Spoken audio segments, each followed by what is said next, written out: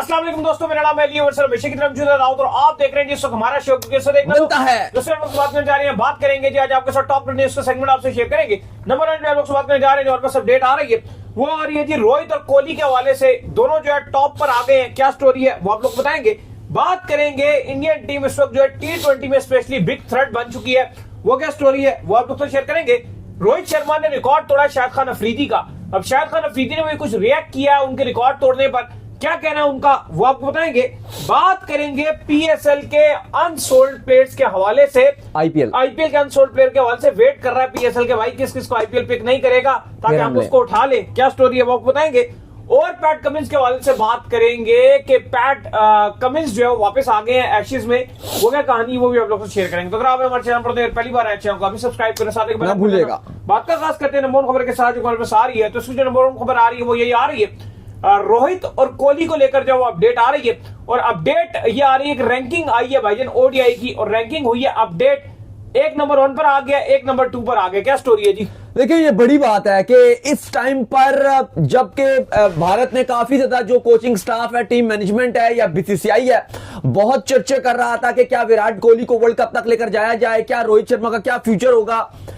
ऐसे मौके पर आज आईसीसी की जो रैंकिंग की अपडेट आई और साउथ अफ्रीका सीरीज में चलो विराट कोहली ने जो आग लगाई, 150 का एवरेज, 200, एक ऑलमोस्ट तीसरा भी 100 हो गया था। जो परफॉर्मेंस विराट कोहली दिखा रहे थे बहुत ही आउटस्टैंडिंग कर रहे थे। रोहित शर्मा शानदार खेले हैं ये साल, 50 प्लस की एवरेज, 100 प्लस का स्ट्राइक रेट, आउटस्टैंडिंग स्टैट्स। लेकिन आज जो हुआ वो सबके लिए हैरान कुन था। वहां पर जहां पर गौतम गंभीर प्रेस कॉन्फ्रेंस में ओडीआई सीरीज जीतने के बाद भी कह रहे थे हम यंगस्टर्स की तरफ देख रहे हैं, अभी वर्ल्ड कप में बहुत टाइम है। और वहां पर आज जब हमें रैंकिंग में विराट कोहली नंबर 2 पर जंप लगाते हुए नजर आए, 2 दर्जे तरक्की के बाद नंबर 2, दुनिया की रैंकिंग है, ये इंडिया की रैंकिंग नहीं है। और Rohit Sharma number 1, Rohit Sharma ICC ODI ranking में नंबर 1 पर बराजमान आ गए हैं भाई। और जो आपके विराट कोहली है वो नंबर 2 पर आईसीसी रैंकिंग में आ गया, और ये है वर्ल्ड की रैंकिंग, इसमें दुनिया का हर खिलाड़ी शामिल है। तो वहां पर जहां पर बीसीसीआई ये कह रहा है कि हम इनको world cup, ODI world cup 2027 में आगे लेकर नहीं जा सकते, तो भाई ना सिर्फ वो दोनों रिकॉर्ड्स पे रिकॉर्ड्स बना रहे हैं।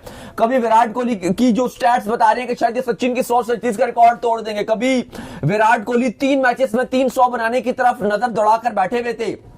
अर्शदीप ने कहा पाजी रन कम हो गए वरना सेंचुरी हो जाती। चलो विराट ने जो भी कहा, लेकिन कहानी यहां पर आ गई है कि विराट कोहली अपने कैरियर में पीक पर पहुंच चुके हैं।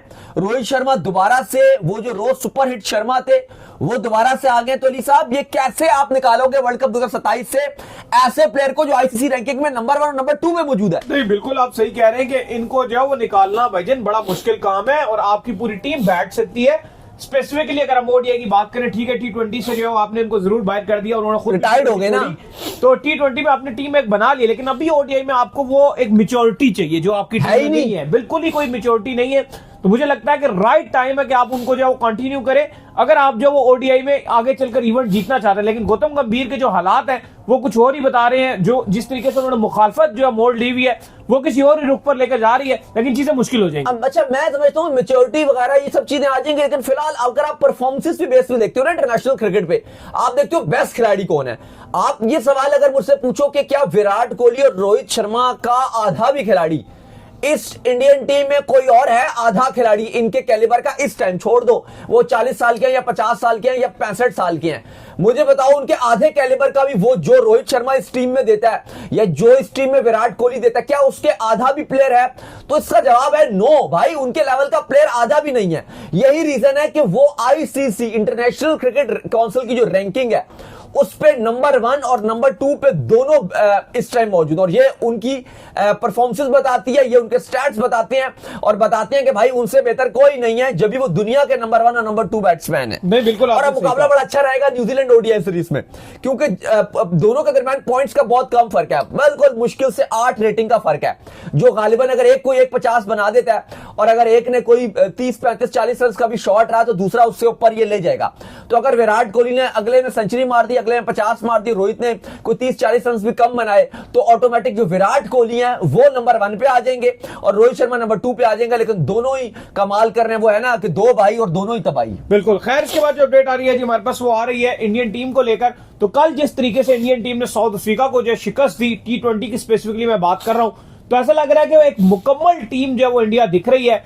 और अगर उनका कोई मुकाबला है या उनकी कोई कंपटीशन में कोई टीम आ सकती है, तो वो दाऊद साहब ऐसा लग रहा है कि ऑस्ट्रेलिया ही है। दो ऐसी टीमें वर्ल्ड में जो कि बहुत टॉप पर दिख रही हैं। नहीं देखो, कल जैसे इंडिया ने क्रिकेट खेली है T20 में, एक और अगर आप कहो कि खतरे की जो घंटी है या खतरे की अलार्मिंग सिचुएशन है वो जारी कर दिया है, क्योंकि वर्ल्ड कप इस टाइम सर पर खड़ा हुआ है। T20 वर्ल्ड कप 2026 सब कुछ आ चुका है, शेड्यूल आ चुके हैं, तारीखें आ चुकी हैं, वेन्यूज आ चुके हैं, 20 टीमें शिरकत कर रही हैं, ग्रुप्स हमारे सामने है, हर चीज हमारे सामने है।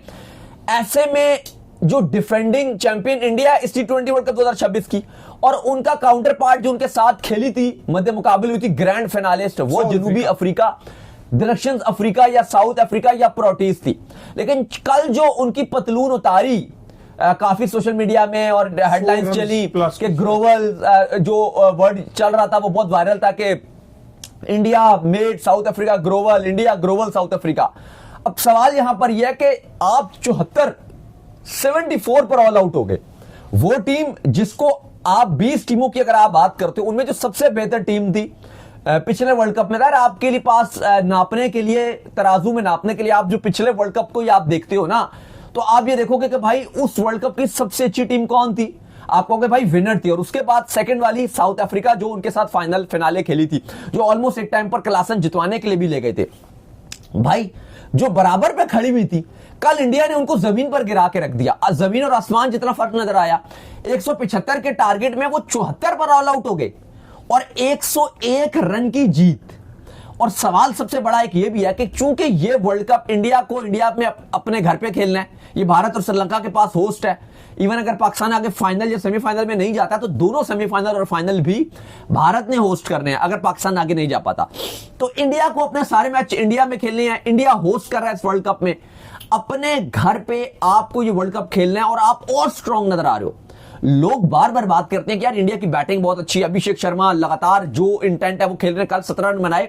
लेकिन उनकी अच्छी बात मुझे ये लगती है कि उनके इंटेंट में फर्क नहीं आता, वो तेज खेलते हैं, बैटिंग उनकी कोलैप्स की। लेकिन मुझे लगता है कि इंडिया की T20 में जो रियल स्ट्रेंथ है, जो सबसे डेंजरस नजर आ रही है मुझे, वो उनकी बॉलिंग है यार। अगर आप 74 रन पर ऑल आउट कर देते हो ओपोनेंट्स को और टारगेट 175 का था, फिर इस टीम में हार्दिक पांड्या की वापसी होने से जो आप बात करते हो ना कि एक दिन तो इंडियन टीम का बुरा आएगा, कि मतलब हर टीम जो अच्छी टीम कर रही होती है, आप कहते हो एक दिन तो बुरा होगा या ऐसा वक्त तो आएगा। तो ऐसे में हार्दिक जैसा प्लेयर अगर आपके पास मौजूद हो, जो मुश्किल टाइम पर आपको आपकी जो कश्ती पार कराने वाली सलाहियत रखता हो, जैसे कल बुरा वक्त था, 100 पे 5 थे, ओवर्स भी जा रहे थे, बड़ी बुरी हालत थी, लेकिन वहां पे जो आखिरी 6-7 ओवर्स में जो हशर नशर कर दिया हार्दिक पांड्या ने, कहां से कहां इंडिया का स्कोर लेकर चले गए। ये होती है चैंपियन प्लेयर्स हार्दिक पांड्या की। अली साहब, अब इस टाइम जो खतरे की घंटी है रियल, जो अगर आपको थ्रेट इस वर्ल्ड कप में बन चुकी है तमाम टीम्स के लिए, ऑस्ट्रेलिया, हमारे लिए, पाकिस्तान के लिए, क्योंकि एशिया कप के फाइनल में इंडिया ने हमें हराया था, एक अच्छा मैच रहा था, इंग्लैंड, न्यूजीलैंड, साउथ अफ्रीका, इन सब के लिए जो आप कहो कि वर्ल्ड कप के लिए अपने आप को देखते हैं कि हम अपने आप को टॉप 2 में देखते हैं या हम जीतने की पोजीशन पर आ सकते हैं, उन सब के लिए इंडिया ने एक शदीद खतरे की घंटी बजा दी है। मुझे लगता है कि अगर इंडिया इस वर्ल्ड कप में कोलैप्स करेगा या इंडिया अगर इस वर्ल्ड कप में गिरेगा, तो एक इकलौता रीजन हो सकता है, और वो है कि गौतम गंभीर अगर कुछ ना कुछ ऊट पटांग अगर करते हैं, वो मुझे लगता है कि रीजन बन सकता है। अदरवाइज लगता नहीं है, जिस तरह की इनकी टीम बनी हुई है, कि ये जिस प्लेटफॉर्म पे खड़े हैं, ये बहुत, इनकी बॉलिंग बहुत डेंजरस है।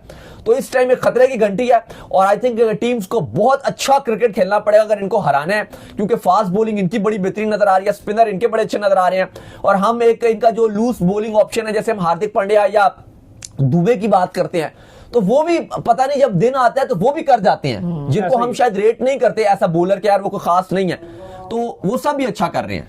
खैर, इसके बाद जो अपडेट आ रही है हमारे पास, वो आ रही है तो बिल्कुल जी, अफरीदी जो है वो शाहिद खान अफरीदी, उन्होंने जो रोहित शर्मा की बड़ी तारीफ की है, स्पेशली जो है उन्होंने उनको मुबारकबाद दी है, जिस तरीके से उन्होंने शाहिद खान अफरीदी से जो छक्कों का रिकॉर्ड था सबसे ज्यादा, आपको पता है कि शाहिद खान अफरीदी ने जो छक्के मारे हुए थे, तो वो रिकॉर्ड ओडीआई में रोहित शर्मा ने तोड़ दिया जी।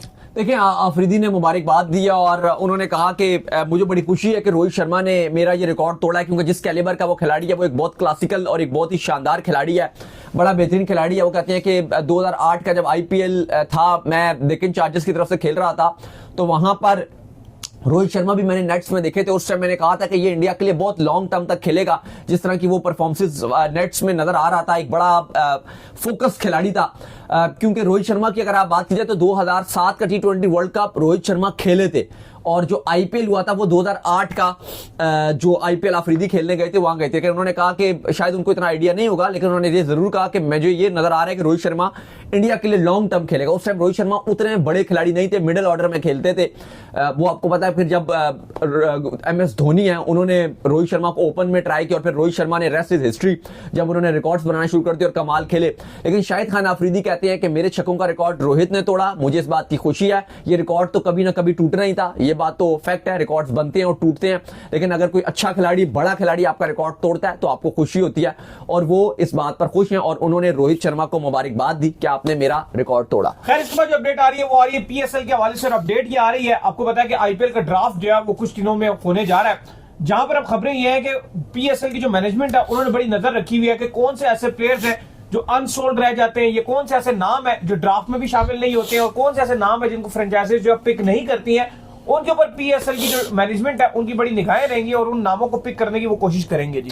देखिए, ये तो है, लेकिन एक्चुअली जो सवाल चल रहा है सोशल मीडिया में और हर जगह, वो चल रहा है कि क्या ये ठीक है, क्या ये फेयर है कि हम उन प्लेयर्स का वेट करते हैं कि आईपीएल में अनसोल्ड जो प्लेयर्स होंगे वो हमें मिलेंगे सेम टाइम पे, फिर यही बेस्ट है। अब हाँ, उसका मैं आपको रीजन भी बताता हूँ ना, क्योंकि फैक्ट है वहां पे पैसा बहुत मिलता है, यहाँ पे पैसा उतना नहीं मिलता। अब आप देखो, कल आईपीएल के ऑक्शन की जो लिस्ट है, जो जो प्लेयर्स इसमें होंगे उनकी लिस्ट आ गई। 350 से ज्यादा प्लेयर्स शामिल हैं। 16 दिसंबर को ये अबू धाबी में ऑक्शन होगा, और पाकिस्तान सुपर लीग के जो ऑनर्स हैं, पीएसएल की जो मैनेजमेंट है, उनकी इसलिए इस पर बहुत नजर और निगाह रहेगी कि कौन कौन से वो प्लेयर रहेंगे जो सोल्ड नहीं होते, जो अनसोल्ड रहेंगे। जाहिर है, क्योंकि ये 350 से ज्यादा प्लेयर हैं, ये सारे तो सोल्ड नहीं हो सकते। 10 टीम्स हैं, बहुत ज्यादा बिक जाएंगे, लेकिन बहुत सारे बड़े नाम होंगे जो खिलाड़ियों में मसला नहीं होगा। लेकिन चूंकि फ्रेंचाइजीज ये बोलेंगे कि हमारे कॉम्बिनेशन बन चुके हैं भाई, तो बहुत सारे ऐसे प्लेयर रहेंगे जो अनसोल्ड रहेंगे, तो पाकिस्तान और उनका कॉम्बिनेशन में नहीं बैठ सकेंगे। तो पीएसएल की जो फ्रेंचाइजीज हैं वो चाहेंगी कि उन नामों को लेकर आया जाए। अब देखो, बात वही है कि लोग इस पर काफी मजाक भी उड़ाते हैं कि यार पीएसएल की जो फ्रेंचाइजीज हैं, क्या वो खाली इंतजार करेंगी आईपीएल के ऑक्शन का कि भाई फिर जो प्लेयर्स नहीं बिके, जो अनसोल्ड रह गए, जो बचा कुचा माल रह गया, वो हमें मिला।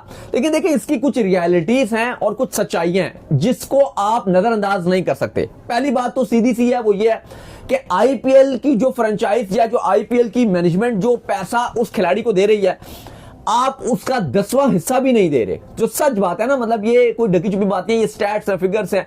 वो अगर आपको इंडियन रुपीस में कुछ 27 करोड़ दे रही है, तो आप खुद अमाउंट लगा लीजिए कि वो पीकेआर में कन्वर्ट करोगे, वो 90 करोड़ रुपया बन जाता है। 25 करोड़ भी दे रहे हो तो भाई वो कितना बन जाएगा, वो 80 करोड़ से ऊपर की अमाउंट बनेगी। तो आप पीकेआर में क्या 80 करोड़, तो खैर एक आपको 4 टीमें बन जाएंगी। मतलब सच जो बात है यार, हमारी तो 4 टीम्स बन जाएंगी, एक खिलाड़ी तो आप छोड़ो, वो कंपैरिजन नहीं है ना। तो फिर एक प्लेयर भी अगर अकल बूझ, एक इंसान भी अगर अकल बूझ रखता हो, तो उसकी पहली प्रेफरेंस तो आईपीएल ही होगी। ऐसा तो नहीं होगा कि वो कहेगा नहीं जी, कोई पीएसएल से उसकी कोई पर्सनल कोई बहुत ज्यादा कोई लगाव है, कोई उसकी अब्बा जी की लीग है, कि वो कहेगा जी कि मैंने तो इधर ही खेलना है, कुछ भी हो जाए। खैर, मुझे लगता है अब्बा जी की भी लीग होगी, फिर भी वो कहेगा भाई मैं वहां जाके खेले तो वहां पैसे मुझे ज्यादा मिल रहे हैं। तो बात यह कि जब तक पैसे आईपीएल में ज्यादा हैं, एक प्लेयर को ज्यादा मिलेंगे, तो वो यही कहेगा, ऊपर ही रहेगी भाई।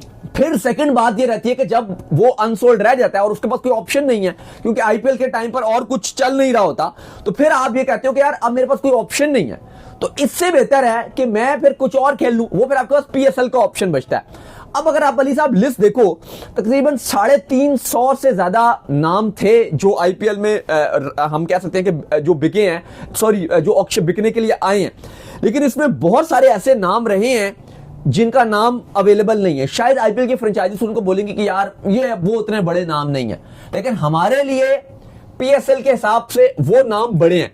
मैं अगर आपको कुछ नाम पढ़ के बताऊं, अब डेविड वार्नर थे, वो अनसोल्ड रहे थे, वो पिछले साल आपके पीएसएल में आ गए थे। इस साल भी उनको आईपीएल में उनका नाम शामिल भी नहीं किया क्योंकि पिछली बार वो अनसोल्ड थे, इस बार उनका नाम डाला ही नहीं गया। अच्छा, इसके अलावा अगर आप देखो सिकंदर रजा, ये आईपीएल खेल चुके हैं लेकिन इस बार उनका नाम आईपीएल ऑक्शन में डाला ही नहीं गया। James Vince, David Wiese, Rilee Rossouw, Mohammad Nabi, इसके अलावा Johnson Charles, Rajapaksa, Shakib al Hasan, Alex Hales, Tymal Mills, Max Bryant, ये कुछ टॉम कॉलर कैडमोर, ये कुछ ऐसे खिलाड़ी हैं जिनका नाम आईपीएल के ऑक्शन में डाला ही नहीं गया। अच्छा, इसके अलावा कुछ ऐसे खिलाड़ी हैं जिन्होंने अपना आईपीएल के ऑक्शन में नाम नहीं डलवाया, जैसे मैक्सवेल हैं, जैम्पा हैं, महाराज हैं, स्टोक्स हैं, ब्रूक के ऊपर बैन लगा हुआ है, बाबूमा है, बार्टमैन है, फॉर्चून है, मिचेल हे हैं, जिमी निशम है, सोदी है, ब्रेंडन किंग है, सेल्स हैं, आदिल राशिद हैं, जॉय रूट हैं, मार्क वुड इंजरी की वजह से है लेकिन फिर भी उन्होंने अपना नाम नहीं डाला हुआ, और जेसन रॉय हैं। तो अली साहब, ये वो नाम है जिनको अगर आपके फ्रेंचाइजीज चाहें वो अट्रैक्ट कर सकती है। देखो, अब इनमें बहुत सारे ऐसे नाम हैं जो शायद डिस्पाइट के आईपीएल नहीं खेल रहे, वो शायद पीएसएल को चूज ना करें और वजह उसकी पैसा है। लेट्स सपोज ग्लेन मैक्सवेल हैं, उन्होंने आईपीएल नहीं खेला लेकिन बहुत बड़ी अपॉर्चुनिटी है हमारे पास कि हम उनको अट्रैक्ट करें, लेकिन अगर आप 3-4 करोड़ पीकेआर में उनको ऑफर करोगे वो फिर नहीं आएंगे। अगर आप पैसे बढ़ाते हो, उनको मनाते हो कि यार मैंने टोटल 1 महीने का पीएसएल, आप आ जाओ, वो चांस रहेगा। मार्क वुड है, चांस बहुत ना होने के बराबर है कि वो आए, वैसे भी वो इंजरी की वजह से उन्होंने अपने आप को रेस्ट देने के लिए आराम करवाया है। बेन स्टोक्स हैं, ये वो खिलाड़ी हैं शायद जिनको आप अट्रैक्ट ना कर पाओ, लेकिन इसके अलावा बहुत सारे नाम हैं। हैरी ब्रूक का चलो केस डिफरेंट था, तो फिर भी ऐसे आपके पास ऑप्शंस हैं, नाम हैं जिनको आप डलवा सकते हो। बिल्कुल जी। खैर, इसके बाद जो अपडेट आ रही है वो आ रही है पैट कमिंस के हवाले से। तो पैट कमिंस की जो है वो फाइनली 2 टेस्ट मैचेस के बाद एशेज का जो तीसरा टेस्ट मैच है उसमें जो है वापसी होने जा रही है। आपको पता है कि पैट कमिंस जो है वो इंजरी के चलते जो है बाहर हो गए थे और अपना रिहैब जो है कंप्लीट कर रहे थे। तो अब अपना रिहैब कंप्लीट करने के बाद पैट कमिंस ने जो है दोबारा से वापसी की है। पहले ही ऑलरेडी जो है वो इंग्लैंड नहीं जीत पा रहा, इवन पैट कमिंस नहीं है, एक मेन बॉलर खेल रहा था ऑस्ट्रेलिया की टीम में जिसका नाम था मिचेल स्टार्क। बाकी तो सब आपको पता ही है, बोलैंड को भी वो जब ये आते हैं हैजलवुड वगैरह तो वो नहीं खिलाते हैं, साथ में बोलैंड तो साथ में एक नसीर जो है नए बॉलर जो इन्होंने अपनी तरफ से डाले थे। लेकिन इंग्लैंड जब उसके खिलाफ नहीं जीत पा रहा तो इनके खिलाफ कैसे जीतेगा? अब ये देखिए, बड़ी अपडेट ये है कि पैट कमिंग्स को स्क्वाड में एडिलेड टेस्ट में वापस डाल दिया गया है। एज अ कैप्टन उन्होंने वापसी किया है। ऑस्ट्रेलिया ने अपना स्क्वाड अनाउंस कर दिया। कमिंग्स स्क्वाड में वापसी करें, आपको कल ही बताया था जॉश हैजलवुड पूरे एशेज से बाहर हो गए हैं, मार्क वुड ऑलरेडी बाहर हो चुके हैं, ये बड़े नाम है जो ऑलरेडी बाहर हो चुके हैं। लेकिन अब पैट कमिंग्स अगले 3 टेस्ट मैचेस में कप्तानी करेंगे और स्टीवन स्मिथ अब कप्तान नहीं रहेंगे, वो वाइस कप्तानी करेंगे। तो मजा आएगा, उम्मीद करते हैं कि अच्छी एशेज चले। लेकिन इंग्लैंड के लिए बुरे हाल है, इंग्लैंड फिलहाल अभी छुट्टियां मनाने के लिए 150 किलोमीटर का सफर तय करके ऑस्ट्रेलिया में छुट्टियां मना रहे हैं। तो चलिए, उम्मीद करते हैं आज हमारे शो आपको आएगा पसंद। वीडियो को लाइक कीजिए, हमारे चैनल को सब्सक्राइब कीजिए, साथ में बेल आइकन को बजाइए। एक और काम कर लीजिए, रोए कर लीजिए, इंस्टाग्राम को आप जाइए फॉलो, और हमारे फेसबुक पेज को फॉलो कीजिए। लिंक डिस्क्रिप्शन में मौजूद है। आप सुनते हैं नेक्स्ट वीडियो। अल्लाह हाफिज।